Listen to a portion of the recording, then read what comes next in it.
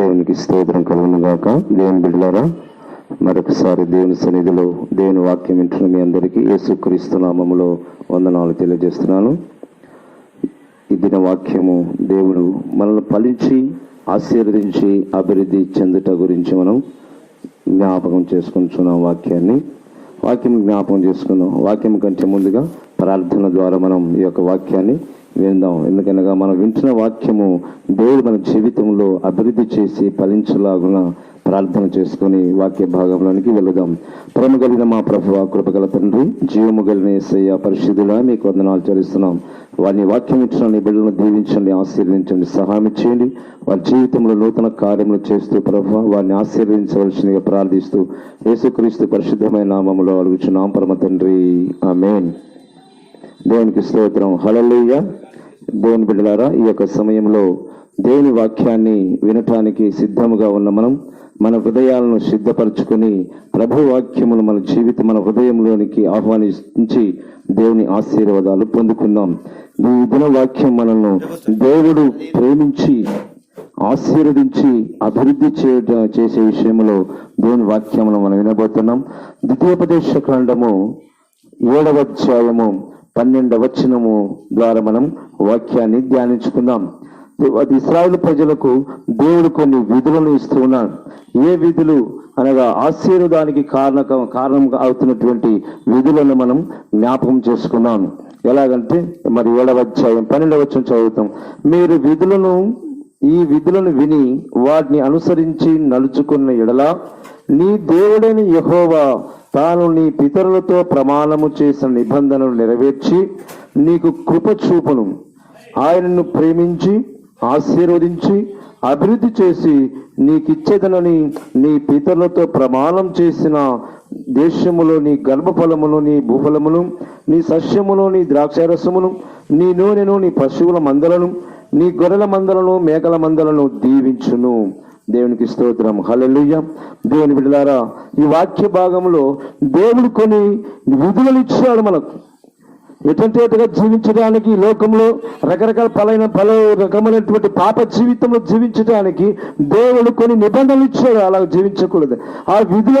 ఆ విధులను పాటించినప్పుడు, దేవుడిచ్చిన ఆజ్ఞలను పాటించినప్పుడు దేవుని ఆశీర్వాదాలకు కారణమవుతావు. కానీ దేవుడు విధించిన ఆ విధులకు నువ్వు వెంబడించకపోతే, వాటిని నడవకపోతే దేవుడు నిన్ను ఆశీర్వదించడు, బలపరచడు, నీ ప్రేమించడు.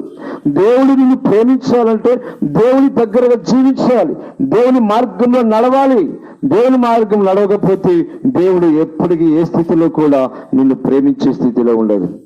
అందుకని అంటాడు, యాకోబు పత్రికలు అంటాడు కదా, మీరు నా దగ్గరకు రండి, నేను మీ యొద్దకు వచ్చేదను అని దేవుని వాక్యం సెలవిస్తుంది. మీరు నా యొద్దకు రండి, అటు తర్వాత నేను మీ యొద్దకు వచ్చి మిమ్మల్ని అభివృద్ధి చేసి ఫలింపజేసి దీవింపజేసి నా మార్గంలో నడిపిస్తాడని దేవుడు మనందరితో మాట్లాడుతున్నాడు.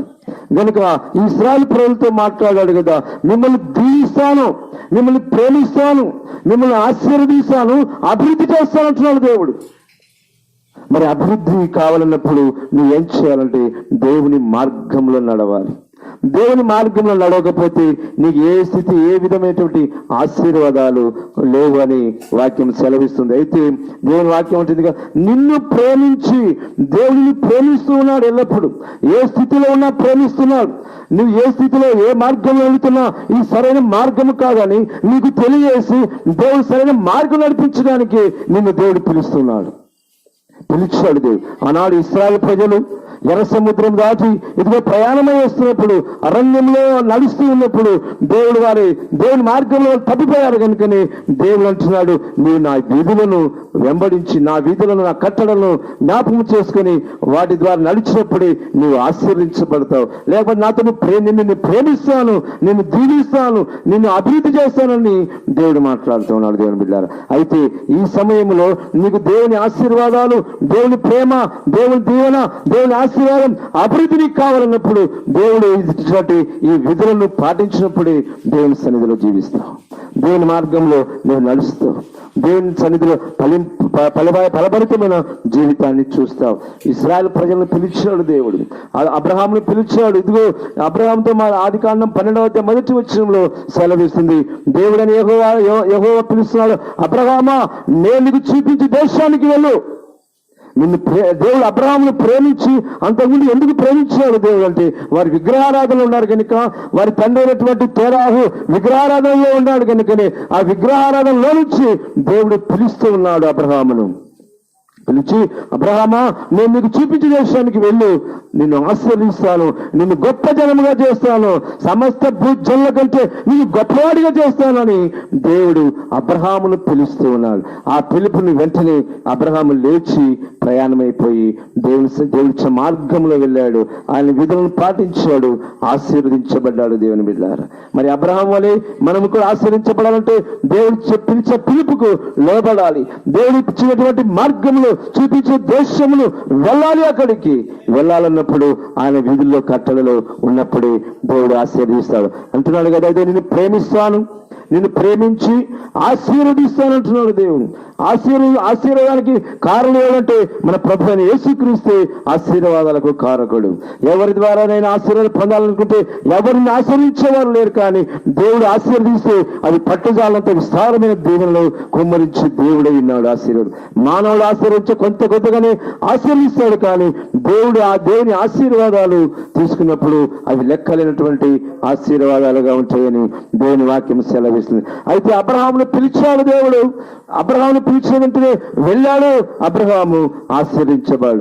ఎక్కడికైతే వెళ్ళాడో దేవుడు మా ప్రాణం చోటికి వెళ్ళమని చెప్పలేదు, కానీ ఇదిగో పలానా దిశకి వెళ్ళమంటే అలాగనే వెళ్ళిపోయాడు. అబ్రహాం అనలేదు, ప్రభువా నేను అక్కడికి వెళ్ళి ఎలాగ జీవించాలో, ఎలాగ బ్రతకాలో, నా స్థితిగతులు ఏంటో, నేనేం తినాలో, ఏమి ప్రభు త్రాగాలో అని చెప్పి దేవుని అడగలేదు, కానీ దేవుడు చూపించినటువంటి చెప్పిన మార్గమునకు లోబడి వెళ్ళిపోయాడు.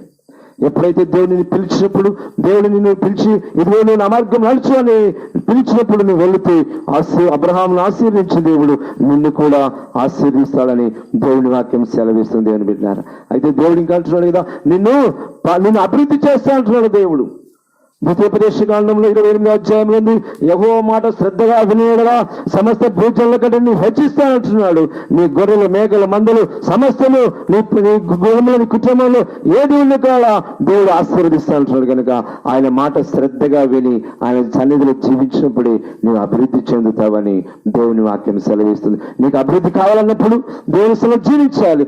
నా అభివృద్ధి వద్దు, నాకు ఏమొద్దు, ఇదే ఇలా జీవిస్తానంటే లోకంలో నువ్వు జీవిస్తే నువ్వు ఎందుకు పనికిరాని వాడుగా అవుతావని దేవుని వాక్యము సెలవిస్తుంది. తర్వాత అంటున్నాడు, నీ గర్భఫలము ఆశీర్వించబడను. దేవుని యొక్క సన్నిధిలో జీవించినప్పుడు ఒకవేళ నీవు సంతానం లేక గర్భఫలం లేక జీవిస్తున్నామేమో, కానీ దేవుడు అంటాడు నీ గర్భఫలము ఆశీర్వించబడును, నీ పిండి పిసుకు తొట్టి సమస్తం ఆశీర్వించబడి ఉంటున్నావు. ఒకవేళ నీకు మందలు, మేకలున్నాయేమో, ఎద్దులున్నాయేమో, పశువులున్నాయేమో, వాటిలో కూడా దేవుడు వాటిని దీవించి ఆశీర్విస్తానంటున్నాడు. అయితే ఏ స్థితిలో ఉండి నువ్వు దేవుడు చెప్పినటువంటి మాటలకు లోబడి దేవుని సన్నిధిలో జీవించినట్లయితే నువ్వు ఆశీర్వించబడతావని దేవుని వాక్యం సెలవిస్తుంది. ఇంకా ఒకవేళ నీకు భూములు, పంటల పొలము ఏమైనా ఉన్నాయి కదా, అవి కూడా ఆశీర్వించబడతాయని దేవుడు సెలవిస్తూ ఉన్నాడు. దేవుని బిడ్డలారా, మరి నీ సన్నిధిలో దేవుని యొక్క సన్నిధిని కావాలన్నప్పుడు, దేవుని ఆశీర్వాదం కావాలన్నప్పుడు, దేవుని అభివృద్ధి కావాలన్నప్పుడు నువ్వు ఎప్పుడైతే ప్రభు మార్గంలో నడుస్తావో దేవుడు అప్పుడు నిన్ను ఆశీర్వించి అభివృద్ధి చేసి నీ జీవితాన్ని బాగు చేయడానికి ప్రభు ఉన్నాడు. కనుక ఇదిగో ఈ సమయంలోనే ఈ విషయాల్లో దేవుడు నిన్ను ఆశీర్వించినట్లయితే మోకరించి ప్రభు సన్నిధిలో ప్రార్థన చేసుకొని ముందుకు సాగుదాం. కళ్ళు మూసుకోండి, ప్రార్థన చేద్దాం. ప్రేమ కలిగిన మా ప్రభు, కృపగల తండ్రి, జీవం కలిగిన యేసయ్య నీకు వందనాలు చెల్లిస్తున్నామని ఆయన ఈ దినములైన వాక్యము నీ బిడ్డల హృదయాలు ఫలింపచేయమని ప్రార్థన చేస్తున్నాం. ప్రభు వారిని ప్రేమించి ఆశీర్వించి అభివృద్ధి చేయమని ప్రార్థన చేస్తున్న ప్రభు సహాయం చేస్తున్న నీ సన్నిధిలో నీ బిడ్డలు ఫలింపబట్టుకు కృప దయచేయమని యేసు పరిశుద్ధ నామములో అడుగుచున్నాము తండ్రి.